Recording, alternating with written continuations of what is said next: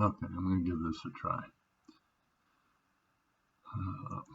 This is a little story about, just to give you an idea of some of the things we did back in the day, like grade school age.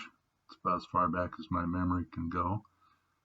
Anyway, this story is we made our own toys, or they came from S&H green stamps. We really did make our own toys. I think it was Chuck who figured out how to make a slingshot out of a piece of 2x4 about 2 feet long, a couple of 10-penny nails, and a piece of rubber inner tube. The inner tube was cut across the circumference, which resulted in a giant rubber band. The nails were driven into the edge of the board, then the rubber band was stretched around the two nails. You shot it by flipping one end of the rubber band off the nail. You could really make that rubber band fly if you did it right. Other toys and games included swinging on the hay rope in the barn, playing dodgeball with mud-caked corn cobs, and riding on backs of old sows. Some of our store-bought toys actually came from S&H green stamps.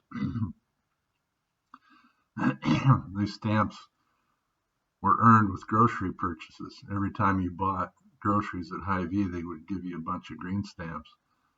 The cashier would hit a button after Mom paid for the groceries, and a machine would spit out the appropriate number of stamps. After you collected a pile of stamps, you stuck them into little paperback books. Then, after you had a couple hundred books filled with stamps, you took them back to the store and bought things like toys and dishes. The stamps were similar to reward points we have today on credit cards and other memberships like Casey's Rewards. With 9 kids in the house, we earned a lot of stamps. Mom would use stamps to buy Christmas gifts to supplement those that Santa brought. So I learned later in life that one of my most prized Christmas gifts was purchased with S&H green stamps. It was a Bobby Richardson signature baseball glove.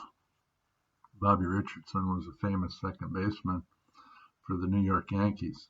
It was fantastic having my own brand new glove instead of having to use an old hand-me-down from Chuck that was worn flat and had no cushion left.